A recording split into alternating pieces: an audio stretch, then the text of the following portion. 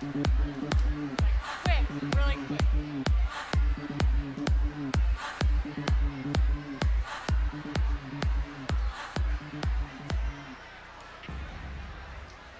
All right. Hi, guys. Welcome to chapel. Go ahead and find a seat.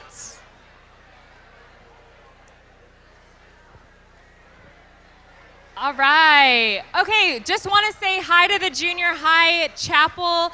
We're going to actually be streaming the same thing in the junior high chapel, so pretty exciting. Thank you all for those of you, if we could quiet down in the high school chapel. Junior high, you're probably already quiet. Thank you guys for participating in Digital Citizenship Week. We're really excited about some of the conversations we've been having with you guys.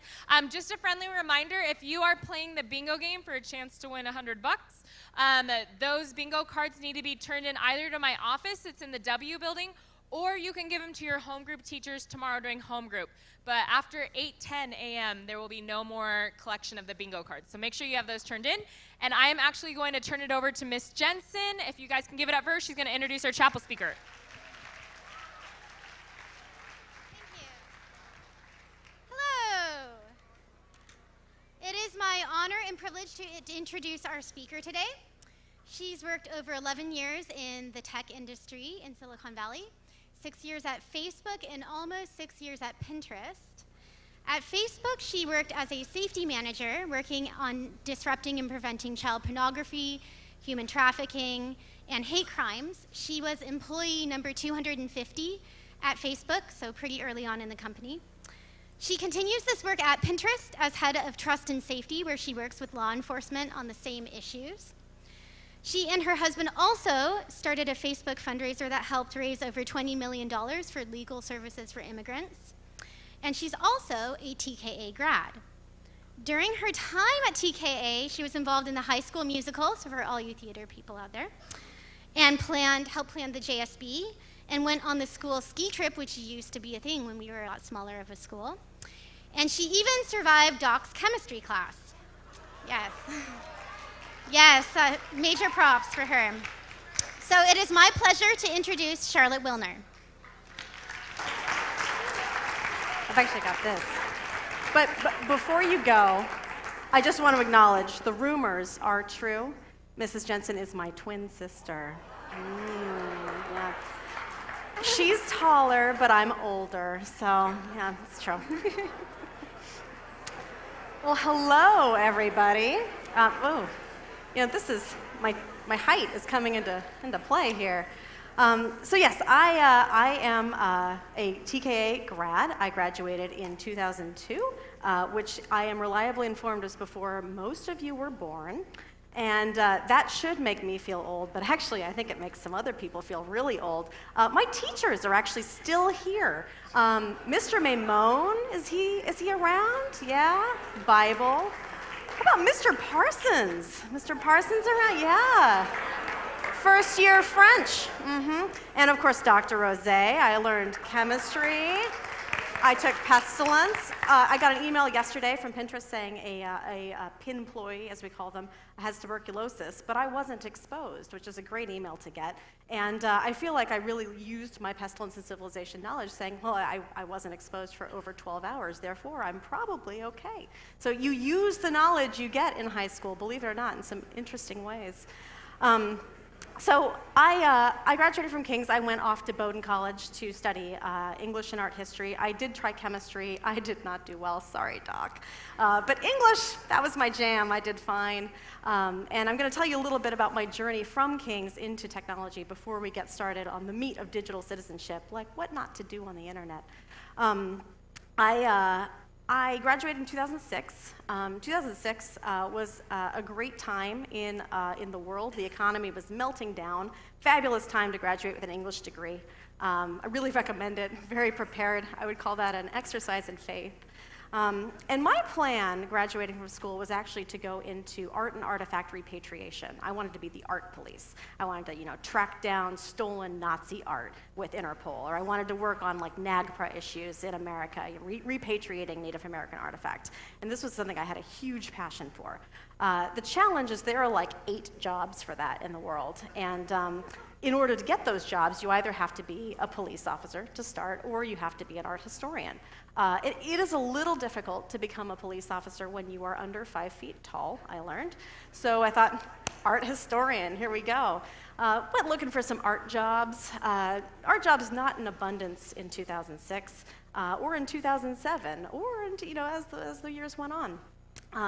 I got to the end of my summer out of college and realized, I'm going to have to move home, which is now more common, but when I graduated, it was not that common, and I had to come right back to my hometown where people at King's still knew me and say, hi, yes, I'm living at home and I don't have a job. At that time, I began to pray, and I said, Lord, I would really, really like a job in art, and I would like specifically to move to New York, because that's where my boyfriend is. And my boyfriend is now my husband, so that part does work out. But I was really praying for this and applying to jobs, not hearing back, and finally about 6 months into this, my mom says, listen, I know a guy, he's hiring for this company, could you please just apply? Customer support online. And I said, not really my plan, but it was a job, and I thought, well, maybe this is what God's telling me. Maybe I'll just work for a year to earn some money, and then I'll go to New York and I'll work in art. And so I begrudgingly took a local job with a startup called Facebook. I was employee 250, which is not high in employee numbers, and it was resetting passwords. I thought, yeah, okay, I can do this. I mean, it's not as sophisticated as Art Police, but I'll deign to do this for a while. But what I realized is actually it was kind of interesting. We were getting to see all of the people in America who were on Facebook, because at that time, Facebook wasn't global, it was just the US. My boss came to me a little while in and said, hey, I noticed that you seem to know some stuff about geography. Would you want to work on our networks product? And at the time, you had to be in a network to join Facebook, and people in the network had to say, oh yeah, we know this person, we can vouch for them, they're not a creep, et cetera. And what my boss had noticed specifically is that a week earlier, one of my colleagues had said that the Isle of Man was in the Channel Islands. And I knew from TKA geography that was not true. I kind of bristled at that very publicly, and my boss noticed and said, hey, well, you want to do a better job? I was like, yes, I do. And so I took that job, and I thought, well, this is great. This will get me to my 1 year, and then I'm going to move to New York and get that art job. And little ways in, we started growing internationally. We started getting users in Canada, exotic Canada, but then also in Germany and Latin America and Asia. It was really starting to take off. We were growing real fast, and my boss comes to me again and says, hey, do you have any language skills? Do you speak any languages? And it was about this time my 1 year was coming up, and I'd really been praying again, God, I really need to get that art job, if you could help me out. And I wasn't really expecting the job opportunity presented to me to be languages. I had taken 5 years of French at King's, so sure. I had taken 1 year of Spanish, which equipped me to ask which way to the beach and what time is the party. Not really, global customer support. But I prayed about it, and I was like, well, still not getting this art job. This is an opportunity. I asked for an opportunity. If this isn't the one I wanted, but okay, yeah, I can do this. And that's how I became Facebook's first head of international support, which now, of course, is a huge job. But at that time, it was cool, but I didn't feel that qualified. I decided to trust, and I took it. I worked in that job for 3 years, and it was actually one of the most influential jobs I've ever had. It was reporting to Zuck's right-hand woman for growth. We were doing weekly meetings on how to make sure we were getting into the right markets. We were never going to succeed in these markets without my support. It was so powerful. We were meeting with all the bigwigs. I should have loved it. I should have been like, yeah, this is it. But I kind of hated it. I was miserable. And I couldn't figure out what was wrong about it. I mean, anybody could look at that job and say, look, you were working in a yarn shop 2 years ago. You're going to complain about this job? It's amazing. But I did. I just didn't feel good about it. And that was when I started to pray again. And I said, Lord, listen, this time, how about that art job? Let's try it again. I don't take no for an answer, and sometimes maybe I should. And so about a week after I reinitiated this conversation with the Lord, my boss comes to me a third time, and he says, hey, we are looking at spinning up a team to deal with real-world safety issues. Would you be interested? And I was like, God, this isn't art, but okay, I'll listen. What is it? What are real-world safety issues? My boss says, okay, like bullying, harassment, stalking. All right. eating disorders, suicidal ideation, okay, cartels, terrorists, okay. Anything else? Yeah, a lot of pornography. All right. I don't know about your time at King's Academy, but I didn't feel particularly prepared by my education here to look at pornography professionally. That wasn't really what I had in mind. So I said, I really got to go home and think about this, and I did. And I prayed about it, and I said, Lord, I have to admit you have not steered me wrong so far. This is not, very definitively not what I was asking for. But I have to admit, I'd be working with law enforcement. It's kind of the police element. I have been asking for this art police sort of thing. I'm actually kind of interested. And all right, maybe I'll try it. Maybe I'll try it. And so I said yes. And because I said yes, I have been working in the trust and safety sphere for almost a decade now. I have had the privilege of giving hope and support to millions of people around the world who are struggling with a hard time in their lives. I have saved lives, not just in a metaphorical sense, but in a real, actual sense. It's sort of hard to explain in a sanitized way. I prevent murders a lot. White supremacist murders are my specialty. That's one I really have a heart for. But also things like suicides, right? Like my team are the first responders. I've been on the phone in the middle of the night guiding emergency responders to someone who has posted an update saying, this is it for me, and wandered out into the snow. You get these kinds of updates from people where you really have intervened and saved a life. When bombings happen, school shootings, mass casualty events happen, it's my team who goes in there and has to investigate, was this coordinated on our platform? Who needs help right now? What's happening on the ground in real time? And that's information that the police don't necessarily even have, but you do, and suddenly it is your responsibility to get it right. My work at Facebook, which I'm particularly proud of, put literal thousands of child predators in jail. And that's a scale that is really hard to wrap your, yeah, thank you, it's a cool job, right?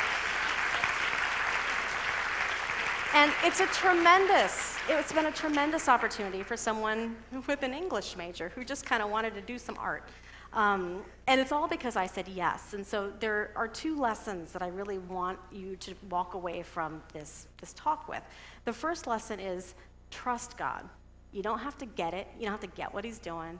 You don't even have to like it particularly, but if you are seeking him, if you are in communion with him, trust him, because he has a plan that is individually tailored for your life, for your strengths, and he's going to help you get there. That's lesson one. Lesson two is this. Don't sext. What are you doing? You've heard all the reasons, right? Your teachers have told you, your parents have told you, your pastors, I get it. There's a lot of reasons, right? There's the morality reason, there's the reputational reason. I'm gonna give you a reason you haven't heard yet, and it is this. I don't wanna look at it. I don't wanna see that, no. Here's the thing. By the time it gets to me, it's actually gone around the world, right? There's a reviewer in Manila who's seen it. There's a reviewer in Warsaw who's seen it. They look at it and they say, well, this person looks kind of young. Let's kick it back up to the team in the States. Now one of my people's seeing it. They're saying, ooh, do we need to report this to the government? Now I have to see it. There's 4 or 5 people seeing that picture. You don't know, and they don't know you, but now they've seen it, right? So here's the thing. There's a number of things I've seen in my time that I would like to give you some wisdom on from some sort of the back end, right? You hear everybody saying it on the front end, here's what you should or shouldn't do. Maybe I can give you some little color as to why. So the first sort of area here is keep private things private. We can start with the most basic things, your password, right? Everyone's got a password, right? Don't make your password dumb. When I was working at Facebook, what was the number 1 password people had on their account? Password. All right, what was number 2? It could be any of these. It was basketball. All right. And you think, okay, no problem. I'm going to have a secure password for some of my stuff, but for the throwaway stuff, doesn't matter. I'll just use basketball, right? Well, here's why you shouldn't do that. is as you're resharing passwords around different sites, you may forget which sites you thought were throwaway accounts, and suddenly you've got an account you kind of care about, got this dumb basketball password on it, and you get hacked, right? You get hacked maybe across all of your sites. When people use dumb passwords, they get hacked. Mark Zuckerberg used one on Pinterest a few years ago, and I had to undo it for him. And what was his password, you may ask? It was da, da, da. All right, so like, don't do it. Are you smarter than Mark Zuckerberg? I hope so. Don't do it. Because here's the other thing, right? You got to have a secure password, but you don't want to share it. And I know, yeah, that seems pretty obvious. Don't share your passwords, right? But we've all shared a password, right? We have all shared a password with someone where we trust them, or we think, hey, just go in here, check something out for me, right? Don't do it, because you just don't know where that password is going to end up. You don't know how that person you shared it with is going to use that password. I just told you all Mark Zuckerberg's password because he shared it with me. Is that good? Got to laugh, but was that good for Mark Zuckerberg? Not really, right? So consider, you don't know where it's going to go.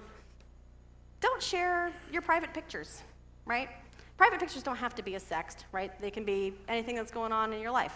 They can be pictures of, stuff you see around the world, stuff with parents, stuff online, whatever it is, right? Don't share those private pictures, because even if you trust the people you are sharing them with, you have no sense of where those pictures are going to go from there. And I know everyone has heard this message. I can tell you a little bit about how that happens sort of on my side of the business. Your phone might get hacked. This is something that happens with routine regularity. And suddenly, even the person, if you trusted that person who has that photo, now someone else has that photo, and it's not that person, and it's not you. And in fact, it may not be someone any of you know. We're going to get to this in a minute, but strangers hacking your phone happens a lot, and happens for a nefarious reason. Finally, don't share private stuff that other people have shared with you. Sharing private information is sort of the greatest gift someone can give you. It's the ultimate sign of trust. And if you turn around, for whatever reason really, and share that on down the line, you've damaged that gift that they have given you. It can have unbelievable consequences. We read about them in the news all the time, where somebody has said, oh, I didn't think it would hurt this person to share this piece of information, and all of a sudden, this person has killed themselves, right? Because they are so embarrassed by this disclosure. This person can't trust again, It just goes in life thinking, well, nobody is trustworthy. And that can happen split second, right? Just something you share and you don't think about it. So when someone shares something private with you, do not share it beyond that circle of trust. Be thoughtful with your devices, right? Do you have a password on your devices? Yes, good. Make sure it's not basketball, right? Okay, not a good one. It's important to password protect your device, and it's important to actually be able to access the cloud as well. Many of our devices automatically back up to the cloud. That's great, because then when you lose that device, you can get your stuff back. You also need to be able to remotely wipe your device. Everybody, gets their phone or their tablet or their computer and thinks, well, I'm never going to lose this. I can tell you, I think I'm a pretty fancy pants. I have lost a phone before, and that phone had a lot of stuff on it. My financial stuff. It had the photos of my baby daughter. There's a bunch of stuff where it's I don't want a rando to have this, and I want it back too. So make sure that you are, I think everyone has an ambient sense, the cloud, it's where some stuff is. Be sure you know how to access that, because you may need it someday. You probably will need it someday. Be sure you figured that out. It's important to be able to erase device remotely as well because of phone hacking, which is something I mentioned earlier. It is not uncommon for random people to hack phones that they are able to access because of vulnerabilities, either a dumb password or a SIM card or what have you. And the motive is actually not to do anything to you, which sounds okay. You're phew, dodged that one, right? The motive is actually to hurt somebody else. So there is a scheme called sextortion, and it is sort of what it sounds like. Someone goes online, tries to trick somebody else into sending them photos they should not take and should not send. Once they have those photos, then they say, ha, I've got your photos, and you need to pay me $500,000, or I'm going to tell everybody you know. I'm going to tell your school, I'm going to tell your family, I'm going to send these photos everywhere, pay up. How do they convince people to send those photos? Who would do that, right? Well, it's because they've got this whole trove of other photos that look like a normal kid. They say, oh yeah, look, here's a candid of me at the ice cream shop, here's a candid of me at school, here I am in the mirror, whatever it is. And those are photos they've actually taken from, unknowingly, other people's phones. And they do look real, because they are real. They're just not the person who's having that conversation. So that's why it's so important to keep a tight lock on content that you generate, because it is actually a commodity in the global extortion marketplace. It's really important that you not have your content used for those purposes. On that note, I will say, be suspicious, right? I mean, it's nice to show God's love to everyone, and I think we should, but there are certain people who are not out there to show God's love to you.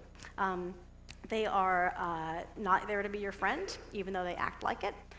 They are there for a particular purpose, and that is extortion, whether emotional, financial, you name it. Manipulative people are everywhere. They are in your life and online, so this is not an online-only problem. But it's important to be able to recognize the signs of someone who's trying to take advantage of you. I consider myself an intelligent individual, but it took me a long time to look back into my own internet history and realize, like, hey, people tried to do this with me. I was 16. I thought I knew everything, you know. And of course, you do when you're 16, to be clear, of course. That was a joke. Come on, folks. I'm 35. I don't know anything. Okay. But these folks, they come into your life. They make you feel special at first. This is something we worry about a lot on Pinterest, right? Pinterest, you put together your whole inspirational life there. You got all the things that you're interested in, inspired by, that you find beautiful. Theoretically, somebody could just look at that and say, oh, this person, here's what she likes. She likes cupcakes, and she likes this band. And she, is really into rescue puppies or whatever. I mean, who isn't into rescue puppies? But, go on down the list, and then they can start relating to you. You like rescue puppies? Oh my God, I love rescue puppies. This is amazing. We're meant for each other. Look at that. They make you feel special. But things start to change. They start to test your boundaries. You might get an inappropriate comment, an inappropriate touch, an inappropriate suggestion, right? And they just, try to see how you react to it. Maybe you laugh it off. Maybe they laugh it off. Haha, no problem. But they're checking, right? They're testing that boundary, because the next step is intimidating you, isolating you, making you feel, you know what? I'm actually the only one who can understand you. You shouldn't talk to the people in your life about what's happening here online. This is just between us, right? And it goes on and on from there. Those are the kinds of vectors we see for abuse that start off so innocently, or seeming so innocently, and end up being real problems for you, for the people in your life. And so the best remedy I can suggest is just be suspicious up front, right? Like, yes, maybe someone wants to be your friend on the internet, but maybe not. And there's actually a lot more of those. I mean, I'm sure everyone wants to be your friend, but there's actually a lot more of those guys who don't really want to be your friend than randos who probably do. You got a lot of friends here. Keep it here. That's good, The final thing I would say before we move into a sort of a Q&A is to be kind. And be kind is like this slogan now. Like I have 2 daughters and very small, and it's like on everyone's shirt. Do you have a Be Kind shirt? It's like the slogan at Carter's now. Be kind. I'm like, she's 3 months old. She can't do anything. But I mean it very sincerely. Kindness to others really ends up being kindness to yourself later in life. When I was your age, I had a blog. It was called the Bad Baby Names blog. And what I did was I looked at birth announcements around America. I found what I thought were the stupidest names, and I put them on the internet. I featured them. I was like, can you believe this person spelled McKinsey with 5 Y's? How do you even do that? America's not a name, it's a country, and all kinds of things. And admittedly, there were some names that I would still consider bad. But as I grew older, I realized that all that blog was really doing, yes, I got laughs, I got clicks, people thought it was very funny. But I was not really being that sensitive to differences in class, to differences in race, to differences in culture, to differences in education. In the end, all it kind of did was make me look stupid. And I realized, especially as I progressed in my career, where so much of my work now is dependent on understanding where people are, meeting them where they are at, regardless of how they've gotten themselves into a situation, making sure we can help them. I had this history where it didn't really mesh with what I was now trying to do. Had I chosen at that time to be kind, to show love, to give the benefit of the doubt, to be encouraging, I wouldn't have had to go back and scrub that out of my life. I wouldn't have had to have that be a worry that someone would one day find that and say, oh, well, this person is a real hypocrite. It's something that you can do today that will set you up so much better for the growth you will have later in life. They say our prefrontal cortexes don't develop until they're 25, which means you're just not biologically capable of making the best decision until about then. And that sounds very deterministic. It sounds like, oh, come on. But having now reached the age of 25 and moved beyond, I can say, oh my goodness, yeah, kind of. Give yourself that space in your online behavior, because it is very hard to go back and erase it. It's very hard to go back and undo those words that you have said to people, and especially if those are people in your life.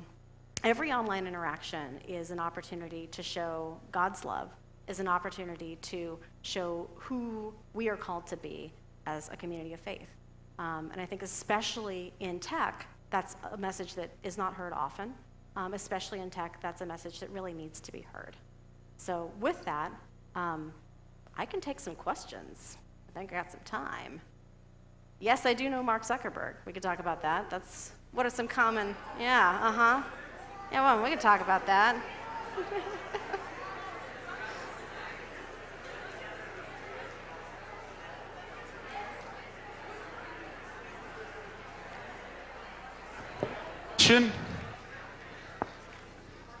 Miss Nevis got a question, hand over there.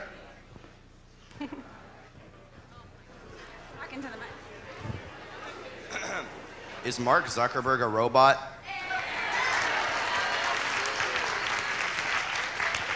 Mark Zuckerberg is not a robot.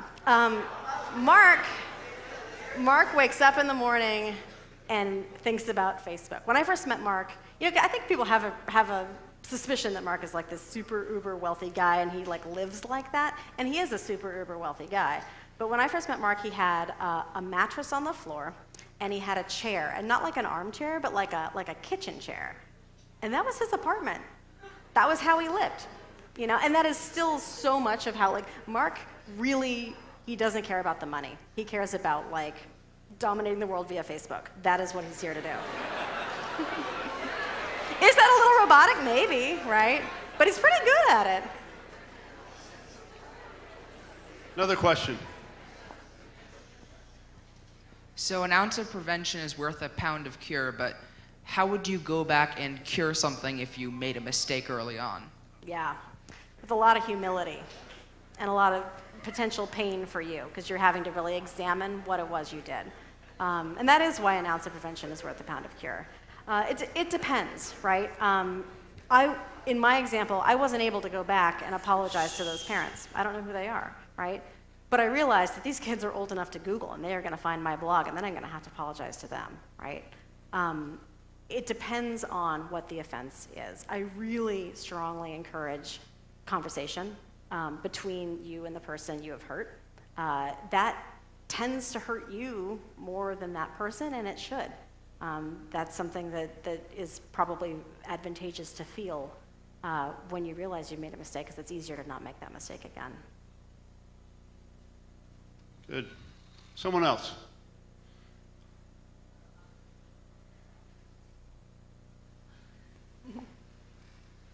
Any questions?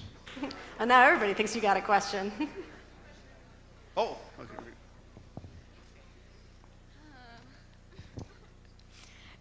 Can you call Mark Zuckerberg?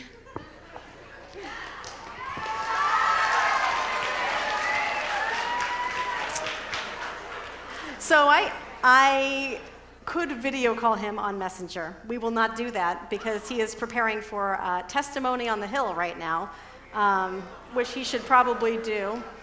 Yeah. I have one. You said you monitored bullying on social media. What did that look like, and what were like some interesting consequences? Because I think that might be one of the most predominant things that happen with high school students. I'm so glad you asked, because it puts me in mind of an important fact I think I should relate to all of you.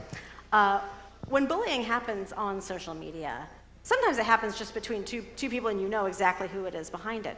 Often what we see is like fake accounts or fake activity. And here's the thing, we know, we can tell who you are. It's all right there on the back end, right? We had a situation a few years back where there was this whole ring of accounts that were all bullying this one individual, and it turned out it all resolved to like this individual's sibling. We were like, we can tell, you know. So don't try to be tricky with it. But yes, you know, we do see a lot of bullying, or cyberbullying, as people call it, online. It is typically just an extension of what's happening in the real world. What we really recommend is, again, direct conversations. It is really important, if you are observing bullying, to call it out. I think when people get into it, I don't know that I was ever a bully per se, hope I wasn't, but I think we all can be, right? It's something we don't really think about, something we think would be funny to say, something we think would be funny to keep saying, right? If you observe that words or actions are hurting one of your friends, one of your classmates, tell that person who's making it hurt, right? Like, let them know that they may not realize the impact their words are having, but you can see it. I think it's very difficult for the victim of a bully to be able to talk to that bully and say, hey, stop it, right? Some people do, right? That's great. But it doesn't, if that worked, we wouldn't have bullying, right? You all have the power as bystanders to be able to look at that and say, that's not what we do. That's not how we do it here. And that is behavior you're going to be so much prouder of, not just in the moment, but like over time. Because I'll tell you what, you do graduate from high school, and then you go to college, and then you have to have a life, and you have to pay taxes, and it's a whole thing. But you do think back very frequently to what came before, what you did, how you behaved. And you do not want to get to be my age and realize, like, I messed people up, right? That is not a burden you want to carry, and it's not a burden you want to force other people to carry either.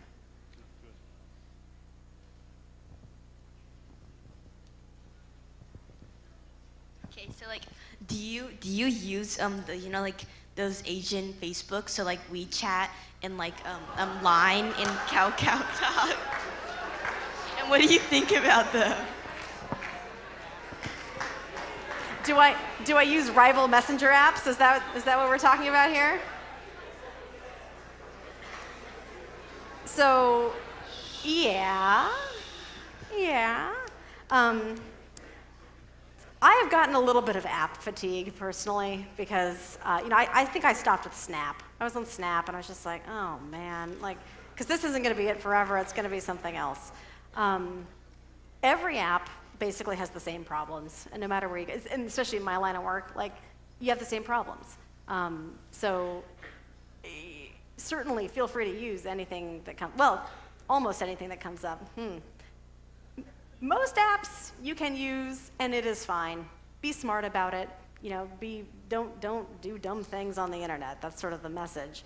There are certain apps that you do want to be extra careful about, not just because of like the behavior they may encourage. Rating apps are one of those, right, where it's like, okay, is this person hot or not? Generally a hurtful activity, not really edifying. But there are also apps where, you know, when you first download an app, it asks you permission. It says, okay, I want to access the following from you. And I think most of us would just say, yeah, it's cool, like, show me my face when I'm old, right? The problem with that is you've just agreed to voluntarily give over a lot of information that developer can then use in any way, and you have no recourse. Yeah, you can delete it later if you ever think to or find out about it, right? But like, your data is then mined, right? Your pictures are then mined. You know, your location is then mined, and you end up giving away a lot of information that perhaps you would wish you had not done, especially if it turns out, they work for the Russian government and they're gonna overthrow your election. I don't know, hypothetically, right? So it's very smart to pay attention to those permissions. It's not just like a click box and you did it, all right? I have a question from the junior high. It's being texted hello, junior over to high. me. How is gaming online and talking to strangers and making friends via games inappropriate? Great question. Is now when I do the floss? Is that? All right. Gaming online. I love to game online. I love online gaming. However, it's good. It's good. Just a little. However, the rules still apply. When I walked you through, like, okay, yeah, they're going to make you feel special. They're going to do something nice for you. They might give you some gold. They might give you some whatever. They might offer to buy something for you in the game. Cool, right? You got to be suspicious of how it then unfolds, right? If they're like, hey, I love talking to you. Can you send me a picture? No. Hey, what's your real name? Right? You've got to maintain that barrier. It is totally appropriate to have friends on the internet. Some of the friends that I have carried the longest with me in my life are people I befriended online. I have still never met in real life. But they don't know that much about me, and I don't know that much about them, and we keep it that way, right? Because you don't know who that person is and what they're going to be trying to do. The people who are most successful at that sort of grooming behavior online, they've got 20 or 30 kids going at the same time, right? To you, or to them, you are a number, and you are an end goal and a transactional situation. You want to protect yourself from being that mark. One more from the junior high, and probably it's appropriate for in here too. How do colleges and jobs view your carbon footprint? Ooh, that's a good question. So I think I would want to know, I didn't know it's a back and forth here, right, carbon footprint. Is this about your personal carbon footprint? I'm assuming it's your online, like, presence. How can that affect colleges, jobs? So not like a literal carbon footprint. Got Online, it. I'm It's assuming. like air travel is bad for the environment. Okay. Yeah, so here's the thing. There is Digital something- footprint, Digital update. footprint, there we go. Not carbon. There is something called Google. Employers use it, colleges use it. And this goes back to what I was saying about, like, it's kind of hard to delete things. I cannot speak for all jobs and colleges when I say, of course we Google you and we check you out, right? But the reality is many places do. Even places where it is not legal to do so, that will continue to happen because that is just how the world is working. It is very advisable for you to have an authentic but appropriate online presence. You can cultivate that in a variety of ways, right? You can have a LinkedIn profile if you're 17. You can go that route. A lot of people, they have their Instagram. They have their Facebook or their Twitter or some non-expiring presence online. It's not expected for you to have 0 pictures of you like at a party or having a fun time. Do not put pictures up of you doing an illegal thing or a morally questionable thing or a thing where you aren't wearing as much as maybe you should be. Those are, I think, professional tips I can give you. Most importantly, if you are doing a thing that is then going to get picked up in a search engine, for example, commenting online, right? If you are doing a thing in real life that will get picked up in the news, if you are giving an interview to a local paper, to the King's paper, right? Be sure that all of those things you are saying and depicted doing are things that you wouldn't mind an employer knowing about or a college knowing about. I think there is this rumor that or this stereotype that people won't admit you or hire you if it looks like you have a good time in life. And that is not true. People, I think, expect that. But you do not want to have your name associated with something that would actually you should be embarrassed by, right? Don't let things that happen in the moment dictate what those future entities then think about you. Good. All right. Thank you. It's time. We got to wrap it up. Thank you, We are. everybody. Let's give her a hand.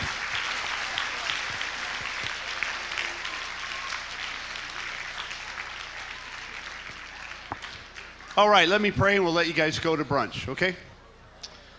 Father God, we thank you for the time that we've had together, and I pray, Lord, that you would help each of us to consider how we present ourselves online, that we would take into account just the dangers that there are, and also celebrate the wonderful technology that we have at our fingertips. And may we use it wisely into your glory. We ask in Jesus' name, amen.